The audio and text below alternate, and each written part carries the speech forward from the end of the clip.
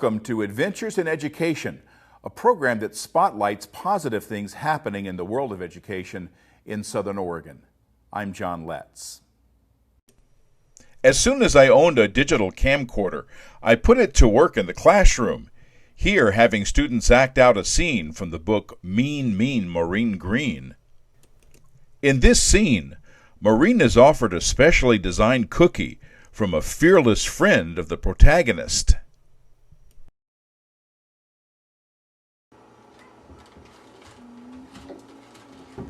Hey Maureen, you want a cookie? Sure, it doesn't mean we're friends.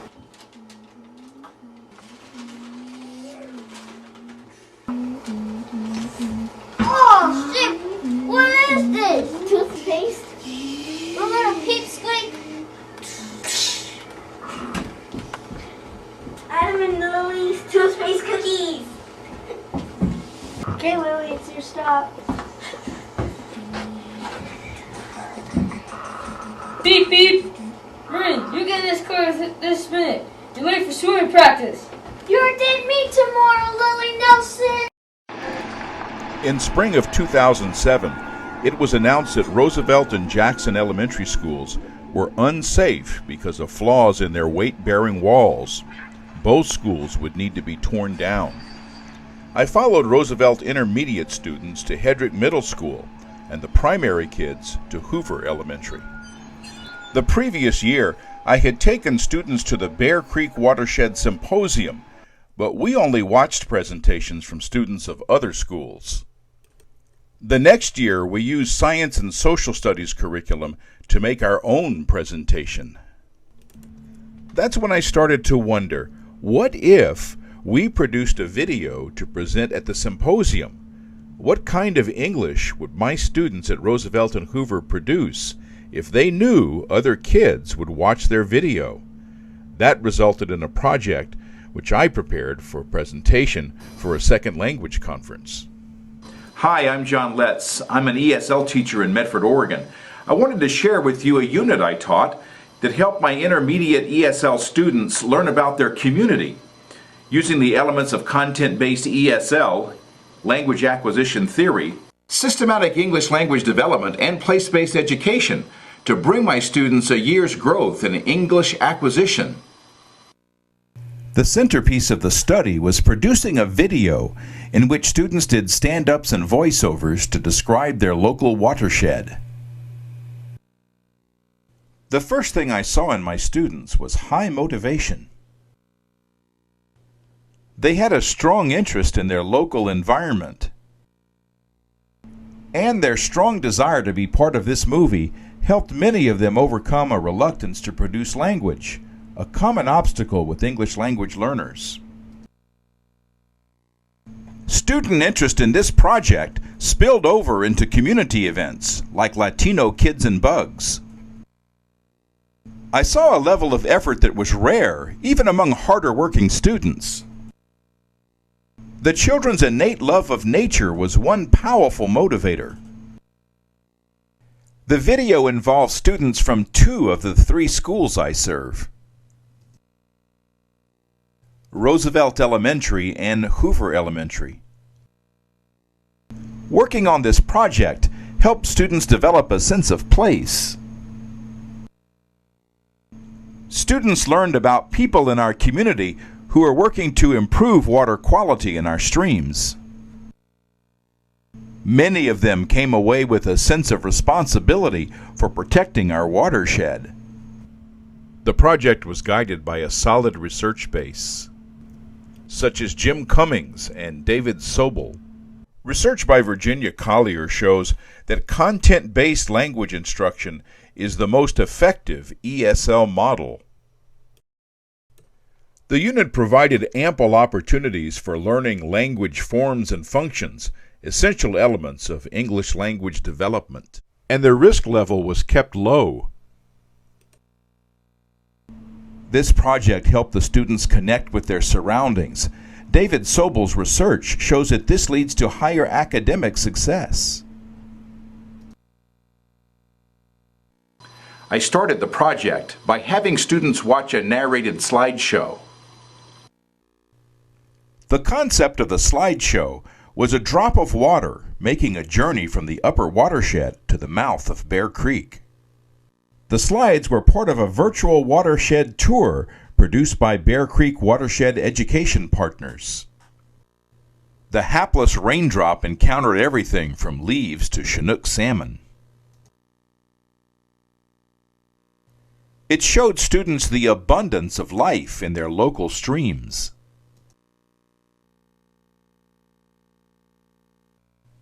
Even with limited English, the virtual tour held the interest of the students.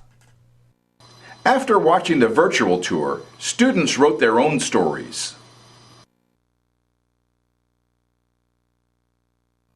Once we had discussed the concept of watershed, I showed video clips of parts of our region. They were organized from upper watershed to the middle and lower watershed. Students would then write a draft script. Then we went through a group editing process. Put this in next. It's a good thing. Students then wrote a final script, practiced reading it out loud, and auditioned to do that part in the video. They read their scripts as a voiceover with corresponding video or as a stand-up. We had 2 stand-up sites, Bear Creek Park for Roosevelt School and Lazy Creek for Hoover Elementary. Our transportation to Bear Creek Park was paid for by Bear Creek Watershed Education Partners. All the kids' hard work led to the Bear Creek Park field trip, where they recorded their stand-ups. It was a cold January morning between testing windows. The result was this video, which we presented at the Watershed Symposium at Southern Oregon University. Hello, I'm John Letts. I teach English language learners in the Medford School District. My students come from a variety of language backgrounds and cultures. Most of my students from Roosevelt and Hoover Elementary Schools come from Spanish-speaking backgrounds. But I also teach kids with families from Samoa, Russia, and India. One thing they have in common is they all want to improve their English. They all want to succeed in school and they want to connect with their community. Learning about the Bear Creek watershed gives them a sense of belonging to a place, and this is especially important for immigrant families. Making this movie presented my students with challenges in using English. It also helped them learn about the natural community that surrounds them. They developed science skills as well as a sense of responsibility for the environment. Their English isn't perfect, but they certainly gave it their best. And they can use it to share the treasure of our community, the Bear Creek Watershed. I proudly present their video, Bear Creek Watershed, Our Natural Community. In the Siskiyou Mountains, Mount Ashland forms the highest headwater in the Bear Creek watershed. The snowpack on Mount Ashland melts in the summer, providing cool water for the fish downstream. This water will flow into Bear Creek through Medford and eventually into the Rook River. It's a good thing that it snows every year. Mount Ashland is a snowy place. People go skiing and hiking here. This is the upper Bear Creek watershed. There are forests of evergreen trees and views of nearby Mount Shasta. Like many of the Cascades, Mount Shasta is a volcano. Looking to the west and south from Roxy Inn, you can see the ridgeline that forms the border of Bear Creek watershed. Here, the mountains of the Cascade Siskiyous and the Coast Range meet. Pilot Rock is one of the best-known peaks to the south. It's the hard core of an ancient volcano that eroded away many years ago. Today, it's a popular climbing spot, part of the Cascade Siskiyou National Monument. What could have made these tracks in the snow? There are lots of animals in the upper watershed. Ground squirrels stay busy finding food and storing it for winter. Lizards come out in the sun to warm up. They depend on the insects that live up here. Birds make their homes here. They help plants spread to new areas. Hummingbirds migrate to our area in summer. They sip the nectar from the many flowering plants that live in the meadows.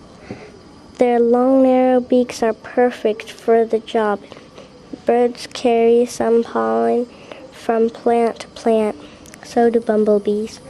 In the summer, the meadows hum with their buzzing. Fungus also thrives at this elevation. Various species of mushrooms grow here. Black-tailed deer come now to find food. These hoofed herbivores live all through the Bear Creek. Black bears climb trees, sometimes in search of food. Bears are omnivores, eating everything from honey, dead animals, to raw fish. My name is Mace. I'm going to tell you about fire and erosion. In summer, forest fires sometimes break out in the watershed. People usually try to control these fires, but they still burn a lot of trees. Fires is a natural process. Burned forest lands, clear cuts, and roads can cause damaging erosions. This demonstration shows how water runs off these disturbed lands instead of soaking in.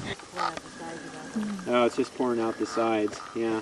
Well, that's overland flow. Sediments from erosion damages streams. Little by little, water starts its journey downhill. Pulled by gravity, it joins with other water and collects into tributaries. Ashland Creek flows down through Lithia Park and Ashland.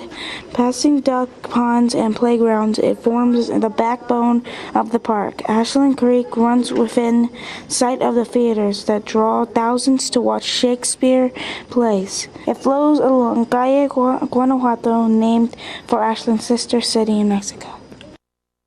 Close to Ashland is Immigrant Lake.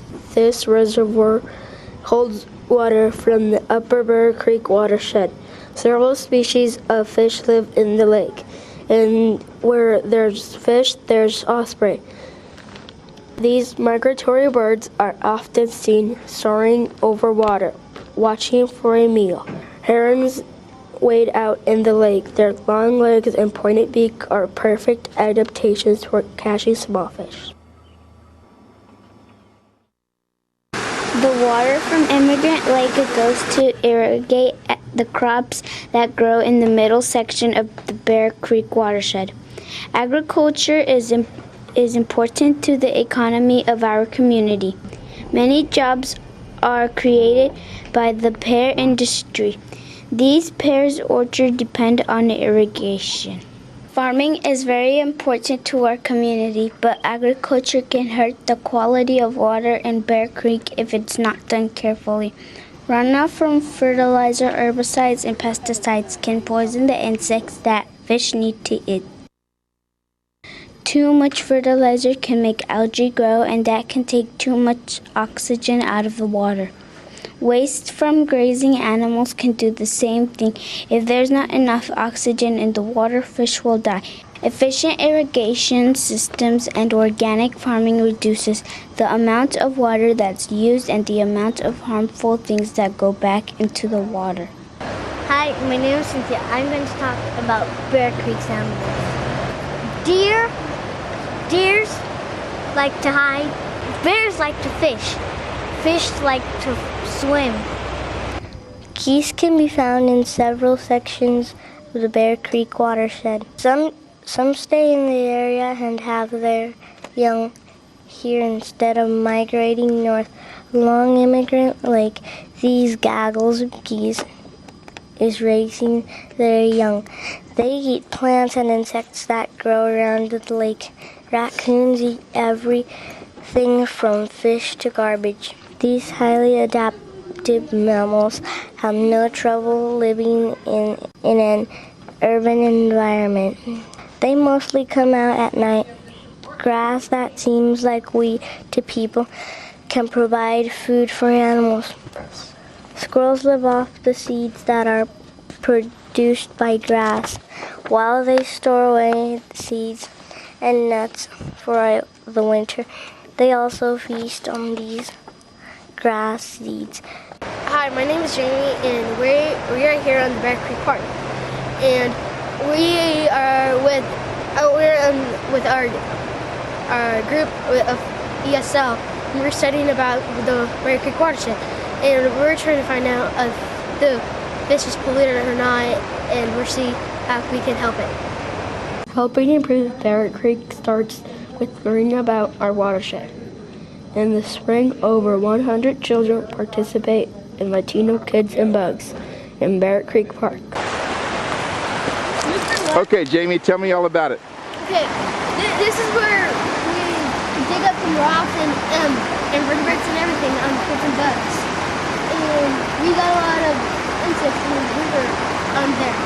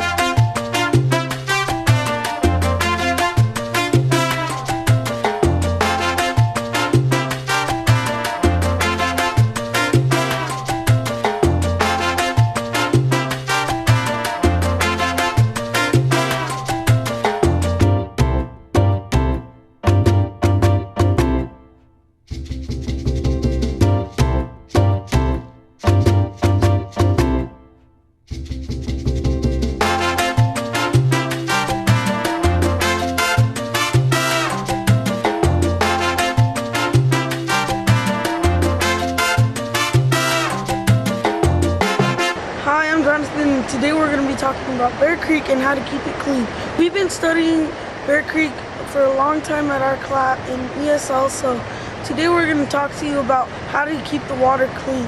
I'm here with many people and my best friend Jamie. And people, look what they're doing, they're just littering. See over there, there's like a lot of trash right there. They're killing the environment if they keep on doing this. Hi, my name is Jasmine, and I'm going to tell you what happens if you drop or spill something in the street. If you do, make sure that it's not trash. If it is, pick it up before the water won't get polluted. A bag of Cheez-Its. And be careful what you throw or drop or spill something in the street. Marco B explains what this group of volunteers is doing along Jackson Creek. All you got to do is we've been working on this site for about 3 years now.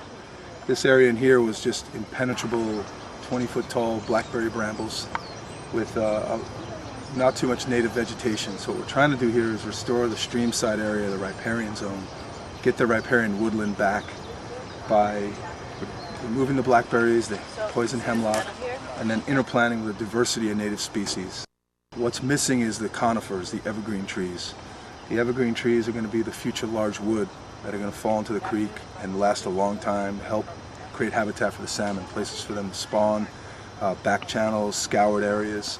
So Lomakatsi, our organization, we've adopted this site with Hanley Farm, and this is one of our community volunteer events. This streamside areas are really critical, really important for shade for the fish. We want to shade these creeks so the waters are kept cooler. Fish have a hard time if the temperatures go above 64 degrees. They can't survive in that kind of warm water. So shade along the creeks is real critical, and these tributaries are really important for Bear Creek. Hi, my name is Maribel. This tree is going to grow big to shade the creek. Hi, I'm David. I'm going to talk to you today about plants. Plants help control erosions. Invasive plants choke out native plants. Native plants keep the water cool and clean, and the roots of the soil stay in place. Hi, My name is Angel Carson, and I'm going to talk to you about a fish. The fish I'm going to talk to you is named steelhead. Steelhead has backbones and has several colors, and the size has like a rainbow.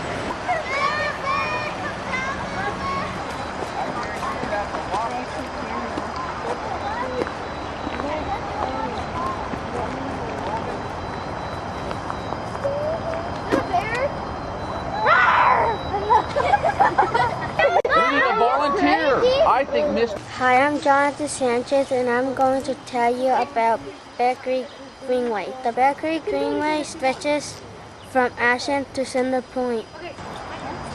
There is a bike trail that follows the creek. It passes through 3 parks in Medford and parks in Phoenix, Tannen, and Ashland. I live along Lazy Creek.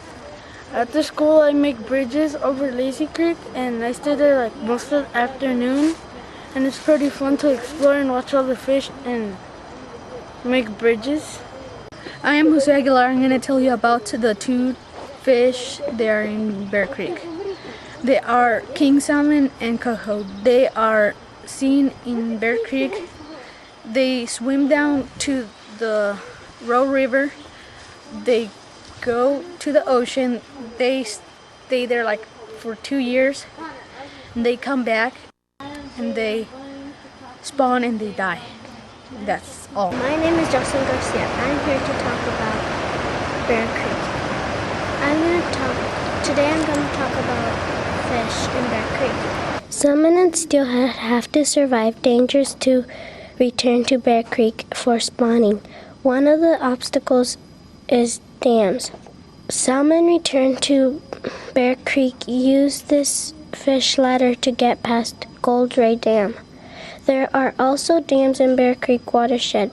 Dams in Ashland Creek and in Bear Creek in Medford have been removed.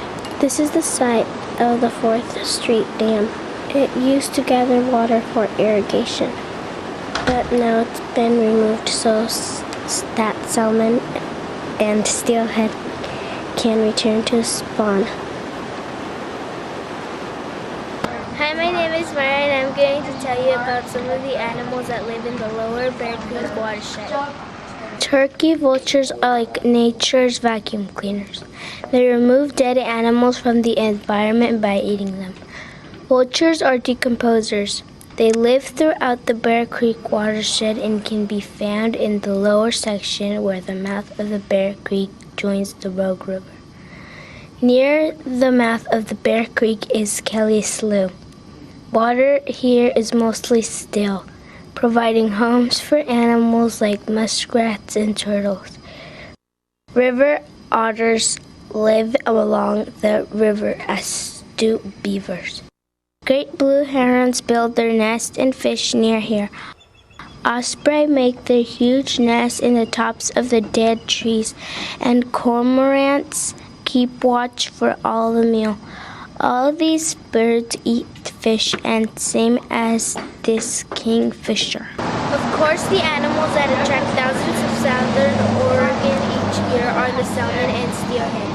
After giving a home to these fish during the early life, Bear Creek gives them up to the Rogue River, where fishermen wait to get their share. In that way, the Bear Creek watershed adds to the joy of fishing.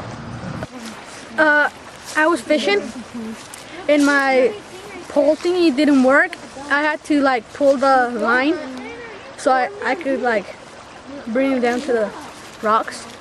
And I was pulling it down, and then suddenly the line is going like whoosh, and I start pulling it hard, and I saw this big trout.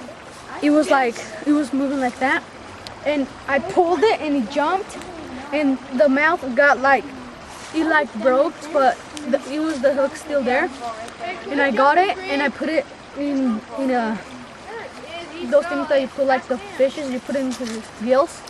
That's it, and you just throw it again in the water. And the other time in Applegate, I was fishing. My dad was trying to fish a fish. There was like 4 big fish in there, and I just throw a worm, like piece of worm, a fake worm, and I throw it. Then they ate it.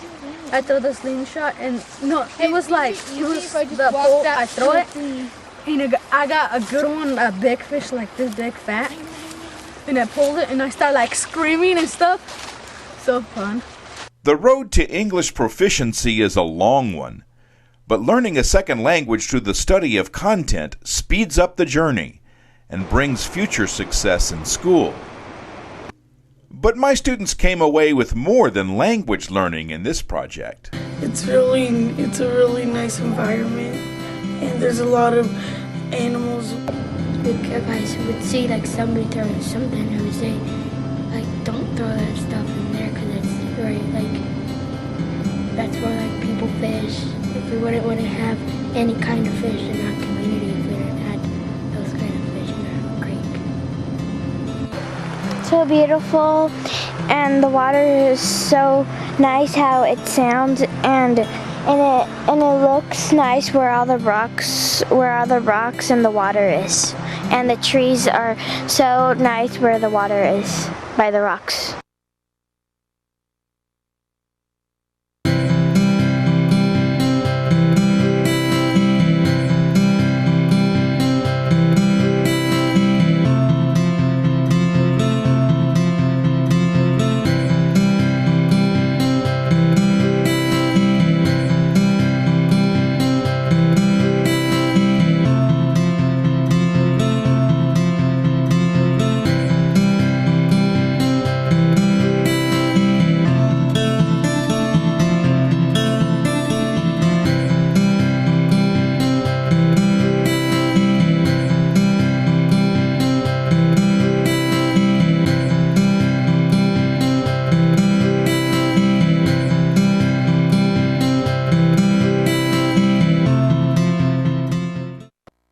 One of the most memorable moments for the kids, and the part that gave them the most anxiety, was presenting their video at the Bear Creek Watershed Symposium at Southern Oregon University in Ashland.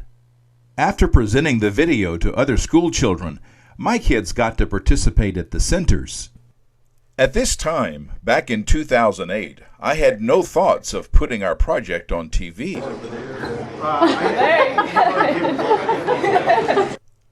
The positive reaction of students from other schools and the high-quality learning centers made me determined to share this experience next year with the kids from my other school. Somehow, that determination would result in turning to public access TV to give my hard-working students the recognition they deserved. You're watching Adventures in Education. You can watch an archive of today's show and others by going to this webpage and following the link to archives. Watch RVTV on channel 15 or 182, or visit our website for the next Adventures in Education. I'm John Letts.